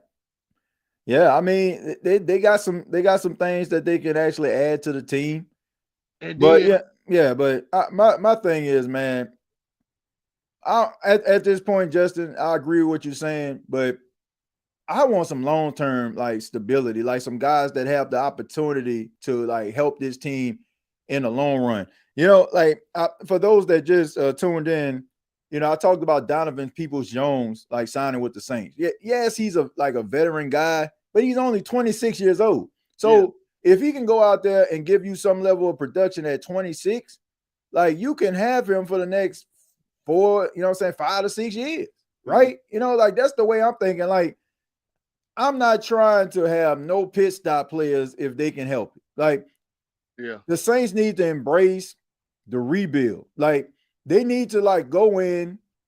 If you're bringing in a veteran, it needs to be solely to help these younger players become professionals, help them to prepare, and also provide like, you know what I'm saying, some production, on the field. Not like 100 catches, like if you were to sign like Keenan Allen or something. Not like 100 catches or anything like that, but understand their role, go out there, make some plays, and also help these young guys get better. Right. All these long-term deals for 30-plus-year-old guys, y'all need to leave that stuff alone, man. Roll with these young guys, trust your process, and develop these young players so they can be what you need them to be for the next 6 to 10 years. That's how I feel about it. Right. What you say? What you say? No, we don't need no cold motors. We need them. No cold motors, bro. None. Hot like Little Caesar. Man, need Little Caesar, man. Need hot and ready. You know what I'm saying? Like that's what you need, bro. You know what I'm saying? Like that's what you need. You need that smoke as soon as you open up that pizza box. Like, you know what I'm saying? It can't be cold. One question for you. And I heard somebody ask this question, and I thought about it too. What position group that you are concerned about coming into this 2025, 26 season? And to me, you know, I was out for the lineman. I ain't even worried about them as much. But I'm worried about my D-line. I'm worried about the D-line because, they about old. But I do, like you say, I don't want no cold motor. I want somebody that if we go on a 3-4 defense, they got to be nasty coming off their end, and we're gonna be able to have to stop the run. Because I think the DB is gonna be fine, but it's the defensive line that's gonna be. We got to be able to stop somebody. We're gonna have to be able to stop somebody if we want. Because we got a young quarterback. If we got all the pieces, if we're helping him on that end, the defense gonna have to be able to stop somebody. Because if you ain't able to stop somebody, we're gonna have some rough game this week. Because everybody else built it up from Carolinas to the Atlanta. Carolina's looking scary to me now. I'm scared. Yeah, they are, man. And I think Dave Canales is a good coach. I think he's a good coach. If Bryce Young can actually build on how he ended the season, I mean, it can be tough. It can be tough for the Saints. But that's why you got to go out here. You got to do your part, man. Like the Saints had, and that's another frustrating thing, Justin, because the Saints had opportunity to really like take a huge leap ahead of these guys and have the rest of the division catching up to them. But instead, it seemed like the Saints are trying to catch up to this division. So they're going to have to figure it out, man, because this division got some talented players on it, man. I know we try to dismiss the Bucks and dismiss the Falcons and the Panthers, but it just seems to me, man, they doing the right things, and they're being aggressive, and they're not like trying to be status quo. Like, oh, this didn't work. For years we tried this, it didn't work. Let's try to do this. So I give them respect in that regard, man. The Saints gotta step outside the box, man. Oh yeah. One more thing. All right. So like everybody been talking, got two teams got two crowded quarterback rooms. Got two teams. You already know who I'm talking about. The Giants, and the Cleveland Browns. I was just thinking, what's your call ain't probably ain't going nowhere. They can keep saying, what if Shadir get cut? I ain't worried about that. He probably ain't going nowhere. Man, that man ain't getting cut. He ain't getting cut. They can keep saying what they want. So, veteran presence. I ain't too fond of Kenny Pickett, but he done been with old boy before. He done been with Kellen Moore before. I ain't too fond of him. But on the Giants side, what if I bought Mr. Crab Legs? What if he come out of there? I mean, who that nation love him? Yeah. They can pull the call. They can make the call. I think Tommy DeVito is going to be the odd man out. I think they're going to keep Russell. They'll probably have Russell as the starter, Jameis as the backup, and Jackson Dart, unless Jackson Dart just plays out his freaking mind during training camp. I think he probably going to be the guy that's in sweatpants and to start the season. So I don't think that Jameis is going to like go anywhere. I think they're probably just going to keep him around. But Russell is probably going to be the starting quarterback to begin the season. But yeah, I mean, if they can bring back Jameis, that'll be good, as a veteran. But Jameis kind of strikes me as that same type of quarterback that we're just referring to. He don't look at himself as a backup. Like, I feel like if he does come here, he'll like try to help the young guys. He ain't gonna try to get in the way. But I just look at it like, I don't know, man. I don't know. Like, I think that he'll understand his role, but I think Bridgewater will probably be what you're actually looking for. I think Jameis is okay with being a backup with the potential of knowing that eventually he'll be able to start. Like, I mean, his agent, shouts out to Just Wins, they do a really good job at like putting them in a position like sending them to Cleveland. Like, they knew like Deshaun Watson history. They knew that more than likely he wasn't going to, play the entire season. And then with the Giants, they had so much uncertainty at the quarterback position. He probably feel like he can beat out Russell Wilson. It's not like Russell Wilson been setting the world on fire over the last couple of years. So yeah, I think they probably had that in mind. Oh, but Justin, man, thank you so much, man. Appreciate the call. And call back anytime, man. And I hope your mom feels better. Tell her I said who that. Yeah, we got you. All right, man. I appreciate it, Justin. Yeah, man. Shouts out to Justin, man, his family, his mom, got a little pep in her step after the news came out. Yeah, that's okay, man. That's what's up. All right, we're going to go to Goofy Cajun. What's going on, man? How you doing? Hey, what up? What up, DJ? How's it going? Man, nothing much, man. How you been? Been doing great. That's good, man. What you got for us, man? We talking Saints quarterback. Oh man, I gotta say Tyler Shough or Spencer Rattler. Either one's good for me, you know. Yeah. So you like Spencer Rattler? Yeah, I like it both. I like them both. So yeah. Yeah, I like both of them. It doesn't really matter to me. Hey, Justin, you got a little bit of you got a little bit of feedback, J Dog. You got a little feedback in the background. Let me see. Oh, I'm sorry. Nah, that's okay. I just want to make sure everybody can hear you. Okay. It's like got a little it got like a little buzz going on. Oh, okay. I'm sorry. But yeah, I mean, it's great. I mean, I'm glad we moved on from Derek Carr, man. Yeah. Felt like Mardi Gras. That's why you got your bees. He got his bees on. Like so when you first found out, like what were your thoughts? What were your thoughts on when you first heard the news? I was ecstatic. I was like freaking dancing, bro. I was laughing my ass off. Like, look, I don't think a lot of people really looked at this as a sad moment. Like I said, I mean, most of the people that I talk to, they're like, "Oh man, it's like the greatest day ever." I'm really afraid that in a couple of years, this gonna end up being a holiday in New Orleans. Like it gonna be like that day. It's gonna be the day like, oh man, it's the day that Derek Carr retired. Like it's that crazy. Like they gonna probably make that a holiday in New Orleans. Hell yeah, holiday, bro. Freaking, it was like Christmas came early for us. It's like, man, this is the best situation. We saved cap, you know. Yeah.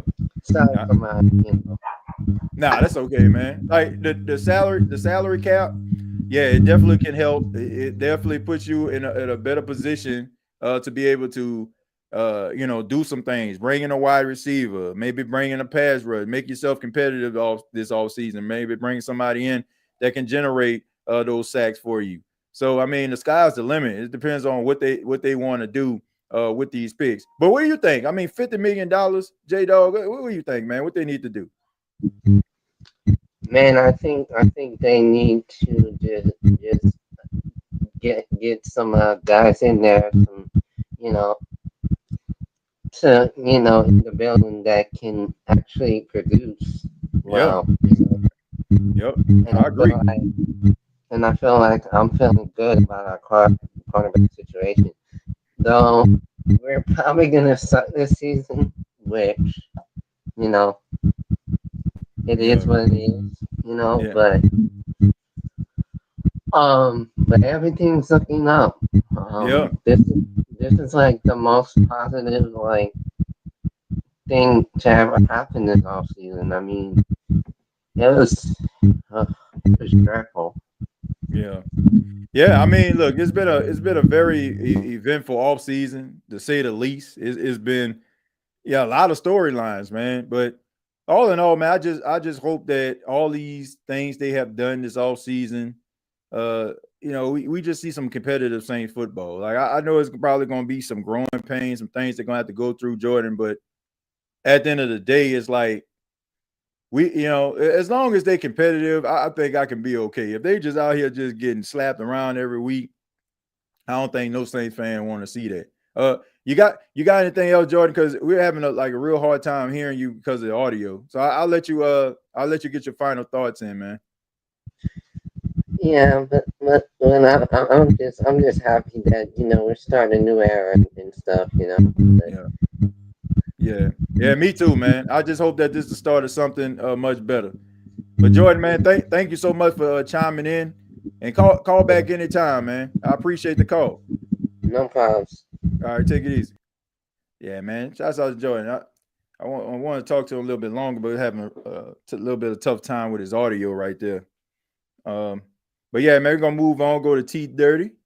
Dirty, what's going on, man? What's Sam, TJ? What's up, big dog? Hey, man, what's going on, man? Hey, we was talking about no cold motors. I see you over there with a hot plate. I'm like, man. Hey, I wasn't gonna say something, man. I was like, man, my boy over there eating, chowing down, man. hey, bro, look here. When I heard that news, it was the same feeling I got when I heard Dennis Allen was gone, bro. Mm-hmm.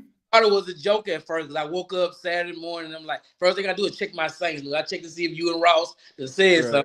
I saw it said Derek Carr retired. I said, man, stop playing. You play too much, bro. And because people know how I feel about this dude. Right. So my phone started blowing up and ring a ding ding. And I'm like, man, come on, bro.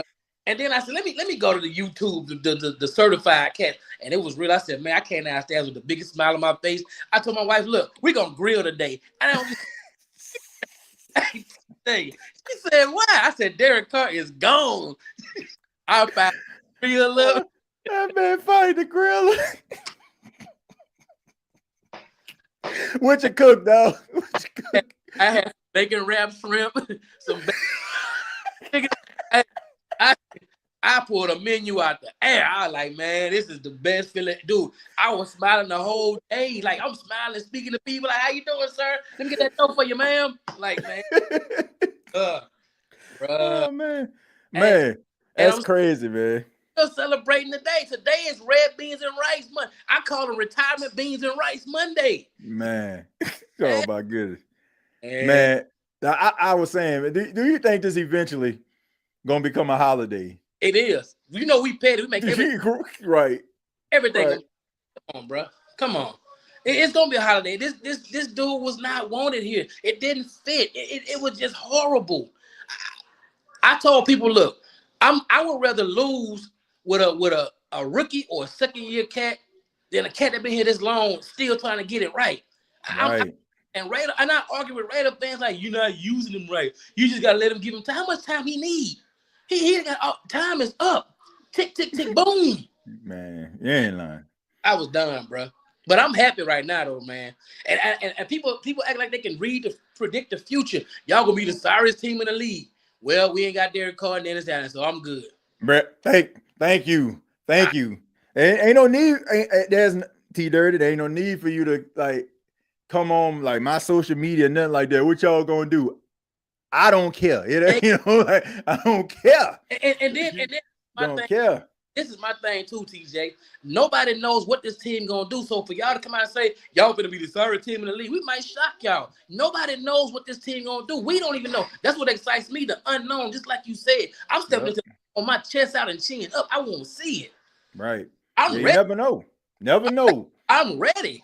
Yep. You never know how these like. Everybody, oh man, they was 3-14 last season. Man, look at the Commanders, bro. Exactly. Like, you know what I'm saying? Look what you know what I'm saying? Look what they did. Nobody expect for them to be in that position. Yeah. Like teams just get better every single year. Get a quarterback, get a good defense. You don't never know what's gonna happen. Yep. And it's not like the South got a bunch of world beaters in it. It's not like it's out of the realm of possibility that the Saints could be there in the end. And every year they down us bad anyway. Like last year, they down us bad. We came out with them 2 hot games and everybody shot. Then I was like, man, so nobody knows, bro. I'm just excited, bro. I'm so excited that Dennis ain't there, Derek ain't there.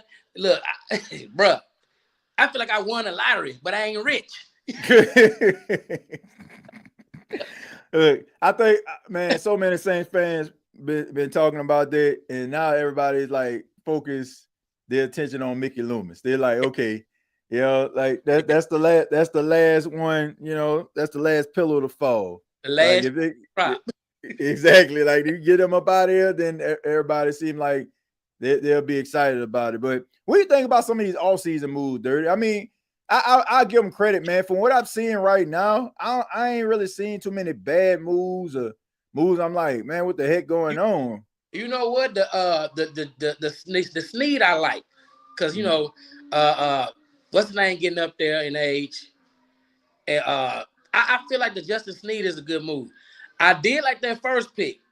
That first pick where people was like Kelvin Baines Jr. Oh yeah.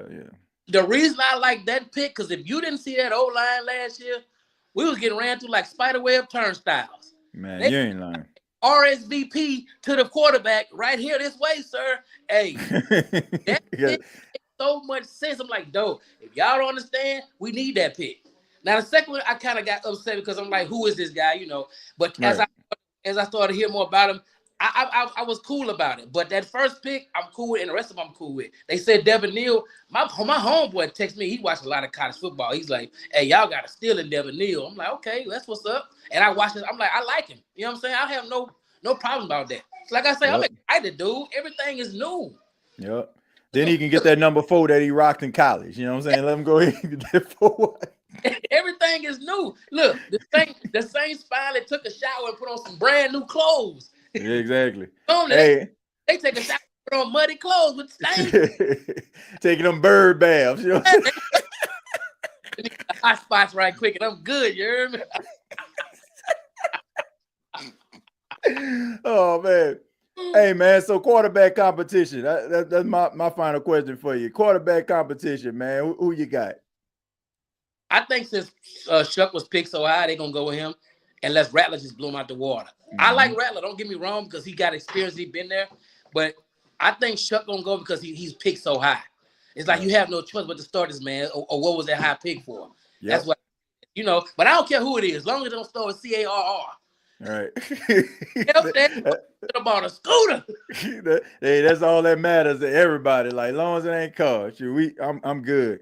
Get him up out of there, man. Now we feel like the old church pastor say, I feel like I can go on. You know what I'm saying? I feel like go getting the Eddie Kane Jr. I feel gotta get ugly in the face because it represents the stroke. I feel like real, bro. Gotta buy face up on paper.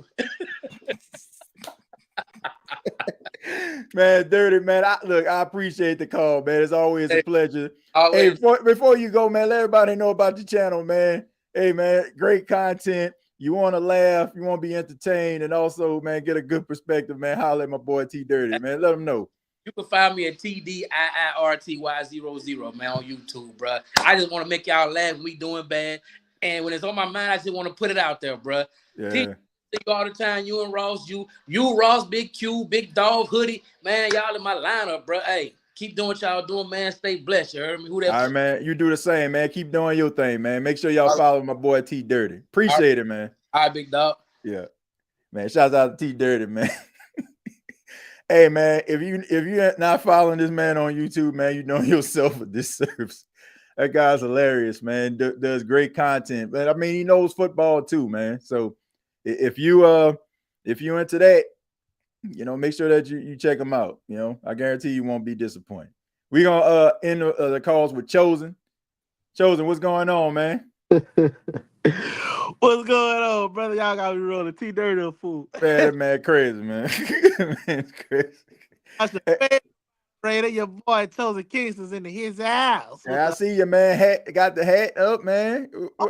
Man, who did that, man? Who designed your hat?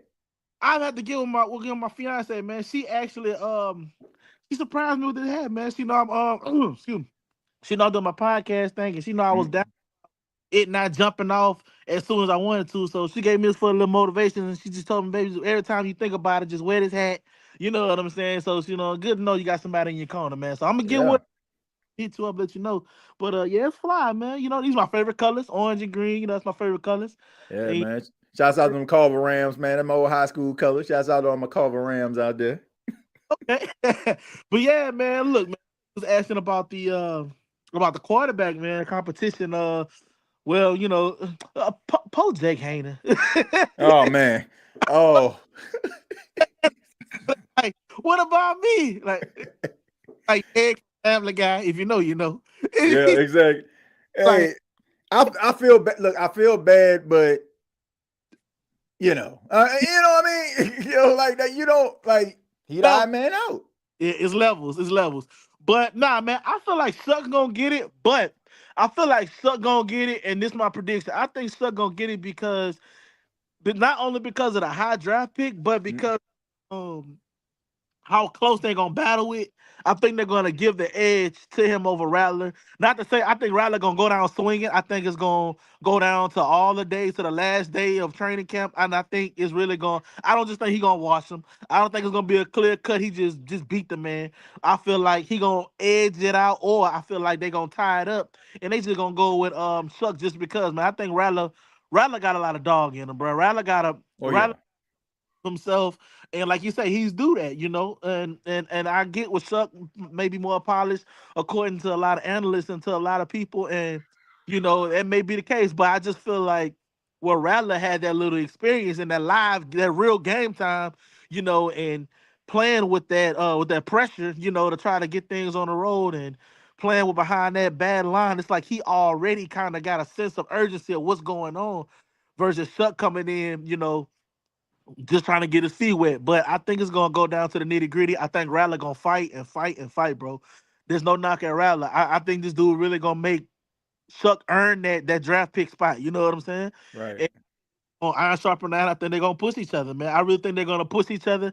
And I'm gonna say this, TJ, whoever get that spot, I just hope this front office do their due diligence like they did Carr. Go out and get all the right pieces. Go out in free agency. If it's somebody they think they need to put around them, do it. Because if you did it for Carr, do it with these guys, bro. Don't get late.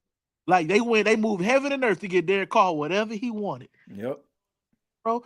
And I just hope they do that for whoever the next quarterback is, bro. And I'm not just talking about for this offseason. I'm talking about for the foreseeable future. If it's a guy that an old teammate in college or somebody that he worked on the offseason with, listen to this man, bro, because you gave Derek Carr everything. You gave him everything he asked for. Y'all winding down him. Y'all wooed him. Y'all did everything to make this man comfortable. Keep that same energy for the new era of players, man. That's all I want.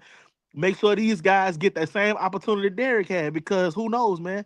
They just may surpass Derek, man. Like, and they may not, but I'm glad TJ knowing we're going into this with a new blueprint, a fresh a breath of fresh air. And like somebody said, man, they're excited about this offseason. I've been excited for the last few off seasons because we've been slowly making that transition from the Drew Brees and Sean Payton era. So now it's time to really see, man, with Kellen. We couldn't really do that because we still had Dennis and he been there. And before that, you had Pete Carmichael. So it still was like, okay, y'all still holding on. It's slowly going away. But now it's like, it's new, it's fresh. Mickey Loomis, he's still hanging on by a thread. He last man standing right now. I'm never vouching for nobody to lose their job. Like y'all say, if there's gonna be a what have you done for me lately league for the players, the same thing should be for these front office people, bro. What have you done for me lately? You can't keep living off that 2017 draft, bro. You can't. Yep. And it seemed like that's the case, Jordan. Except Kamara, and you kept some people, but everybody gone now except Kamara. And it's crazy, bro, that in this draft, bro, that this draft picks that we got could potentially be maybe not as great as 2017, but as effective, depending on how. I'm not saying it's gonna ever be that class, because that 2017 class was damn near historic. It type of weight, but I feel like it could be as effective. You know what I'm saying? As terms, if everything panned out with health, of course, and if they want to resign these guys, starting with Kelvin Banks and starting with Suggs and starting with the running back with Neal. But yeah, I know I said a lot for it, and I'm gonna let you elaborate on it. But I just really feel like, bro, and I'm just really hoping that they give these young guys all that opportunity they gave Derek Carr, because you can't say it's because he been a vet. Derek Carr had just came to New Orleans. Y'all did all this for him. These guys, what's the difference? They just coming to New Orleans. They haven't won anything. Derek haven't won anything. Like, what's the difference between these new guys and Derek Carr other than playing experience? That's it. Yeah. I mean, I touch on a lot of the points that you made. Number one, you talk about like getting him the right players. I mean, whether it's Shough or Rattler, you want to get some players, that can come in, that can contribute. Like that goes back to, and this is, I'm just going to speak on this because I seen somebody ask me a question about Donovan Peoples-Jones signing and my thoughts on it. Like I talked about it at the beginning of the podcast.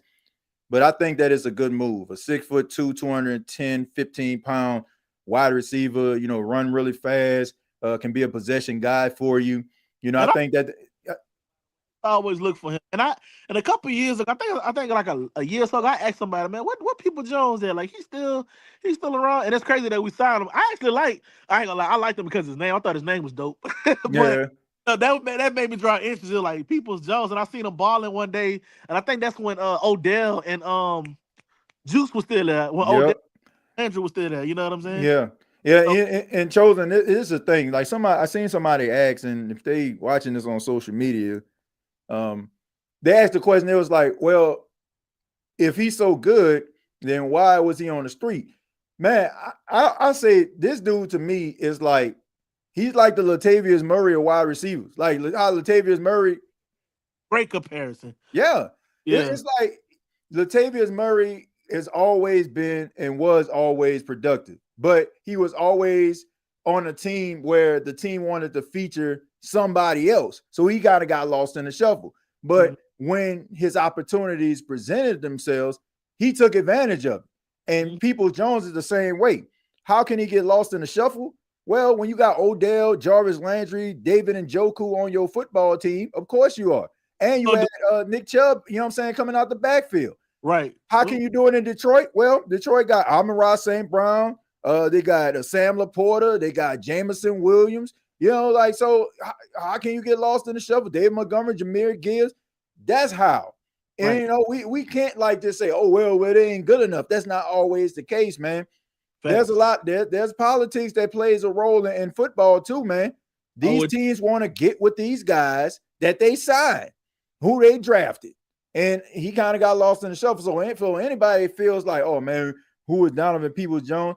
Donovan Peoples-Jones can thrive in New Orleans because New Orleans has a place for him. At this point, they need him to be productive, and I think he'll be able to answer the call, man. I like this signing a lot. I've been lobbying for this dude since last season to come to the Saints. Part about the Peoples Jones pick with this wide receiver room, no disrespect, but nobody's challenging them. Like this, you have ego-friendly guys. You don't have a Michael Thomas in there to say, "Hey, People Jones, I know you here, but I got this, bro. You can just catch the slack. You can get it." You got guys that wouldn't mind saying, Olave, oh, People Jones, come in, bro, come do you. Or Rashid, come in, bro, come do you. You know what I'm saying? You don't have that, which we want that. But until we get that, People Jones will fit right in because he could come in knowing nobody really going to challenge you for whatever it is you trying to achieve. You know what I'm saying? I'm not saying he going to be number one receiver, but that's just how our wide receiver room is right now. So it's a great opportunity. Just because a guy gets cut or he on the street, like you said, to that necessarily mean it's a talent issue. Sometimes you just got, well, you can only have so many bodies, bro. And if I got my guys already, you just an odd man out. It don't necessarily mean you trash or you can't play. Some people just, I only got so many roster spots. I only got 11 players on the field, so many packages. I got my rotation of guys. You just didn't make the cut, but that don't mean you don't fit nowhere else. Right. So we gotta stop looking there like, well, if he not good, why he not on the team, bro? Like it's bigger than that, bro. Like you gotta, you hit it on the head with the politics, though, man. Like it's a lot of talking to a lot of former players. I had a chance to run across my time with driving and doing things, and going to these universities, and a lot of these guys go to the league and they come back to their alma mater, their alumni colleges, and they do a lot of work like I do. I work for the state, but they come back and work for the universities and the schools or whatever, and like one guy, man, I was talking with a tight end. He actually played for the Arizona Cardinals, and I want to say in 2019, and he got I think got a video with him. I think breaking tackle from Demario Davis and one of the kids, but I was talking to him, and he showing me videos with him and Josh Norman. Also, bro, like, and he showing me clips. I'm like, bro, look like you was really cooking. You first round picks and second round picks. I'm like, why you not like why you hung up your cleats so early?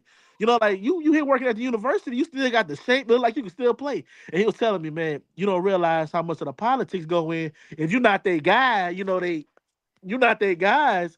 It's just like, and he's showing me videos of him actually cooking named cornerbacks and safeties and stuff like that. I'm like, bro, why you still not in the league? Like you got it. But like he was saying, it's way more than what we see just behind the TV screen. It's a lot of politics that go in. I just wanted to make that point. So yeah, bro, it's a lot of politics, but that's why I say give Shucks and give Spencer Rattler, whoever wins it out, give these guys their fair chance. If even if Rattler's not your guy, put that aside. If he's better, play him because he's better. Swallow your pride. Learn from Derek Carr. Don't wait to the last minute to correct your mistakes, bro. Don't be afraid to say we got it wrong. Even if it's with Shucks. If Rattler is better, don't start Shucks because you feel like you picked him high. Play that he really the guy. Like, just call a spade, learn from your mistakes, and don't be afraid to say you was wrong and live with it. We gonna live with it. Y'all know more football than we do. We just giving our opinion, but the common sense thing is if that's the right man for the job, regardless how it may look, TJ, you put it out there because you're only gonna hurt yourselves at the end, man. Like, just put the best product on the field. I don't care if he undrafted, drafted, first round free agent. If the man could play him. That's what Yep. Yeah, man, look, I 100% agree. Like, just put the best product on the field that you possibly can and let the chips fall where they may, man. What we're not gonna respect is when you try to play on our top, like I said, and you try to sugarcoat and cover up things like we crazy. Like, come on now, bro. Like, we see you.